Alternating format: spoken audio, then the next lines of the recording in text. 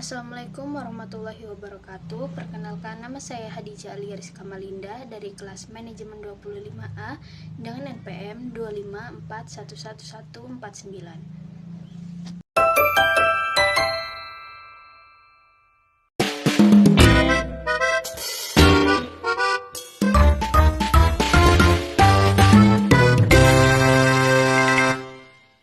Assalamualaikum warahmatullahi wabarakatuh. Pada kesempatan kali ini saya akan mempresentasikan materi mengenai ilmu ekonomi makro berdasarkan sumber utama buku Macroeconomics karya N. Gregory Mankiw.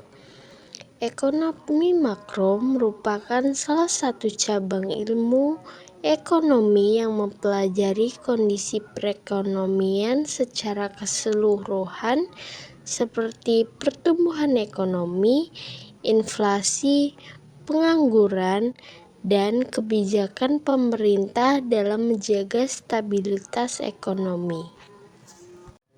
Pengertian ekonomi makro. Ekonomi makro adalah cabang ilmu ekonomi yang mempelajari perekonomian secara agregat atau menyeluruh. Jika ekonomi mikro membahas perilaku individu atau perusahaan, maka ekonomi makro melihat bagaimana seluruh sektor dalam suatu negara saling berinteraksi. Contohnya adalah bagaimana tingkat inflasi mempengaruhi daya beli masyarakat atau bagaimana kebijakan pemerintah dapat meningkatkan pertumbuhan ekonomi. Tujuan ekonomi makro. Tujuan utama ekonomi makro adalah menciptakan kondisi ekonomi yang stabil dan meningkatkan kesejahteraan masyarakat. Beberapa tujuan pentingnya yaitu yang pertama, meningkatkan pertumbuhan ekonomi, kedua, mengurangi tingkat pengangguran, ketiga, menjaga stabilitas harga agar inflasi tetap terkendali, dan yang keempat adalah menjaga keseimbangan ekonomi suatu negara. Ketika tujuan-tujuan tersebut tercapai, maka masyarakat dapat menikmati kehidupan ekonomi yang lebih baik. Ruang lingkup ekonomi makro. Ruang lingkup ekonomi makro cukup luas. Beberapa ruang lingkup ekonomi makro meliputi produk domestik bruto atau PDB, pendapatan nasional, inflasi, pengangguran, konsumsi dan investasi, kebijakan fiskal dan moneter, dan perdagangan internasional. Semua aspek tersebut digunakan untuk menilai kondisi perekonomian suatu negara. Produk domestik bruto atau PDB.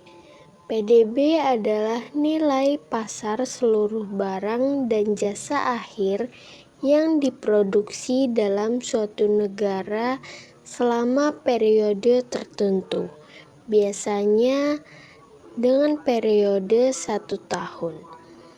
Pendekatan perhitungan PDB adalah Y sama dengan C plus I plus G plus buka kurung X min M tutup kurung, dengan keterangan C adalah konsumsi, I adalah investasi, G adalah pengeluaran pemerintah, X adalah ekspor, dan M adalah impor.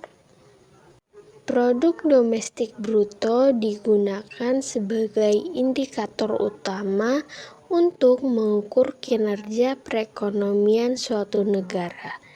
Jika PDB meningkat, maka biasanya ekonomi juga mengalami pertumbuhan. Pertumbuhan ekonomi. Pertumbuhan ekonomi adalah peningkatan kapasitas produksi suatu negara dari waktu ke waktu.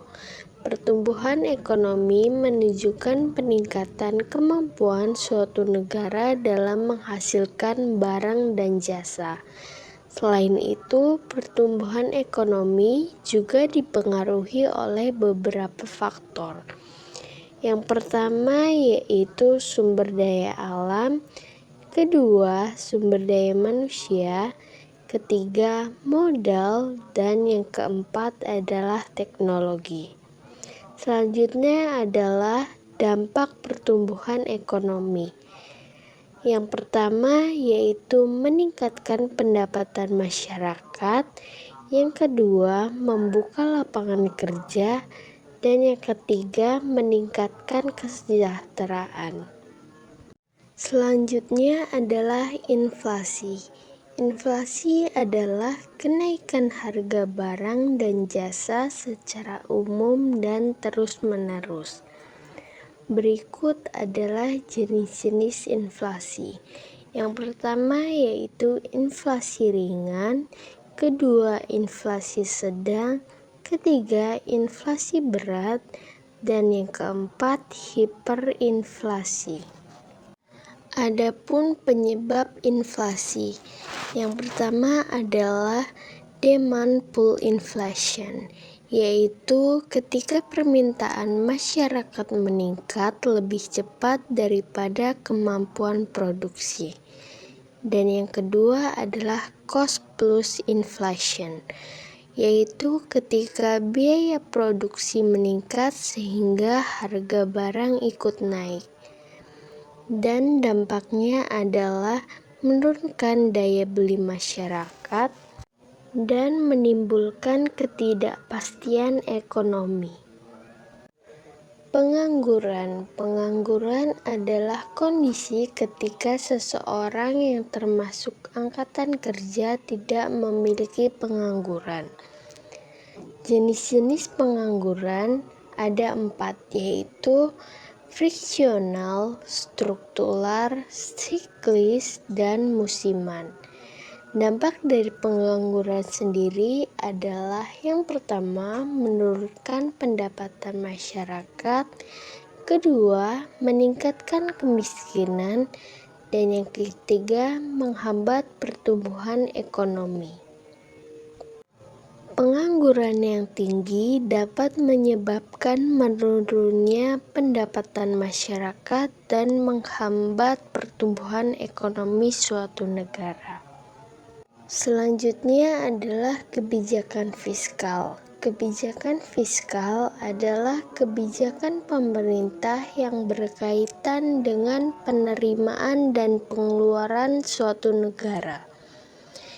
Instrumen kebijakan fiskal yang dilakukan oleh pemerintah yaitu melalui pengaturan pajak dan belanja pemerintah. Lalu jenis-jenis kebijakan fiskal yaitu fiskal ekspansif dan fiskal kontraktif. Tujuan kebijakan fiskal itu sendiri yaitu menstabilkan perekonomian, mengurangi pengangguran, dan mengendalikan inflasi. Dan yang terakhir adalah kebijakan moneter. Kebijakan moneter adalah kebijakan yang dilakukan bank sentral untuk mengatur jumlah uang yang beredar. Instrumen kebijakan moneter yang dilakukan oleh pemerintah yaitu melalui operasi pasar terbuka, tingkat suku bunga, dan giro wajib minimum. Tujuan kebijakan moneter itu sendiri yaitu menjaga stabilitas harga dan mengendalikan inflasi. Sekian adalah penjelasan mengenai materi ilmu ekonomi makro. Terima kasih sudah menonton video ini Dan saya ucapkan wassalamualaikum warahmatullahi wabarakatuh.